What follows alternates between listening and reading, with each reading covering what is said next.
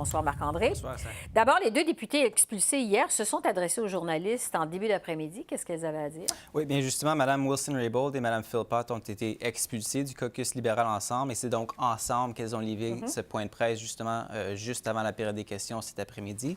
Mme Wilson-Raybould, en fait, s'est dite déçue par la tournure des événements, mais de nouveau, elle s'est défendue de cette bien conduite dans cette affaire, affirmant que la vérité doit toujours primer et c'est justement ce qu'elle tentait de défendre.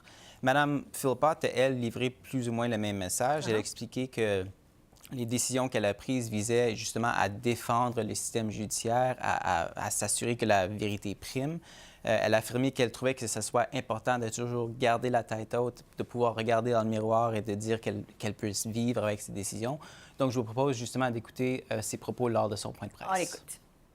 J'ai pas de regrets. J'ai fait des décisions qui étaient les meilleures décisions à chaque moment. De temps en temps, on n'a pas beaucoup de temps pour faire une décision. Mais quand ils ont dit dans le cabinet qu'il faut être d'accord avec toutes les communications, je ne pouvais pas venir avec vous et dire que je suis d'accord avec tout ce que le gouvernement a décidé. Et justement, en ce qui concerne la suite, les deux députés ont affirmé qu'elles veulent continuer de représenter leurs circonscriptions respectives, mais qu'elles allaient prendre du temps pour réfléchir à leur avenir en politique. À suivre de ce côté-là. Évidemment, entre-temps, la question qui était sur toutes les lèvres aujourd'hui, c'était quelle suite à donner au dossier Lavalin, parce que sur le fond, le dossier n'est pas réglé. Est-ce qu'on va y aller avec un accord de réparation, plutôt une poursuite aux criminels? Qu'est-ce qu'on a appris de plus là-dessus aujourd'hui? Bien, plusieurs députés libéraux n'ont pas voulu trop s'avancer là-dessus, étant donné qu'il y a un processus qui est déjà en branle. Mais quand même, certains ministres québécois ont avancé leur opinion là-dessus. Donc, je vous propose justement d'écouter les propos du ministre de l'Infrastructure, François-Philippe Champagne, et de la ministre du Tourisme et des Langues officielles, Mélanie Joly. La première chose, c'est la primauté du droit. Ceux qui ont commis des actes criminels doivent être punis. La compagnie doit évidemment être sanctionnée, mais on doit faire ça d'une façon, à mon avis, qui permet de faire reconnaître coupables ceux qui ont commis des crimes, mais certainement pas de pénaliser les employés, les fournisseurs, les retraités qui ont rien à voir dans cette histoire. Mon collègue, ministre de la Justice et procureur général, a présentement une décision à prendre et ce sera lui à gérer le dossier. Mais vous savez, comme député d'Annecy-Cartierville, où il y a plusieurs familles qui sont affectées par, en fait, ce qui se passe à SNC-Lavalin, j'en entends beaucoup parler et il va de soi que, pour moi, c'est important qu'on puisse vraiment défendre les emplois.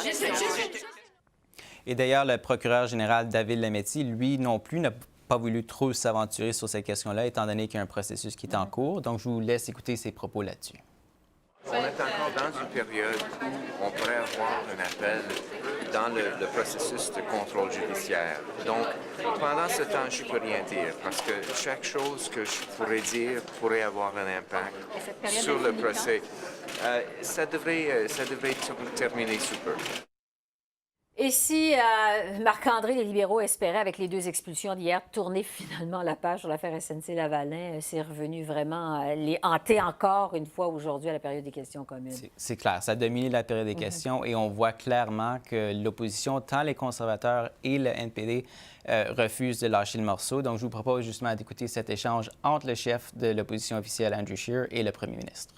À date, tout ce qu'a dit l'ancien procureur général au sujet du scandale de corruption du premier ministre s'est révélé vrai.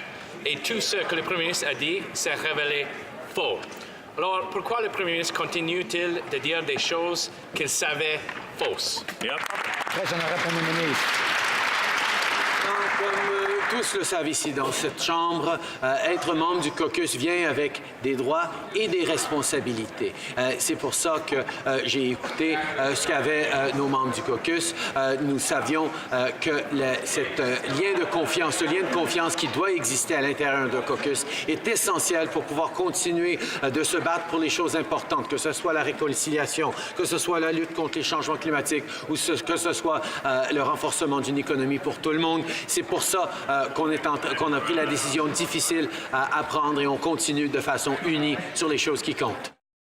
On s'en doutait, Esther, les libéraux espèrent sûrement, on le voit dans la réponse du premier ministre Trudeau, espère passer à autre chose, revenir à l'agenda du gouvernement, mais c'est clair que l'opposition va faire tout ce qu'elle peut pour garder cette histoire, cette controverse bien vivante. Jusqu'à maintenant, ça semble difficile de reprendre le contrôle de l'agenda. Merci beaucoup, Marc-André. Au plaisir. Bonne Merci. soirée.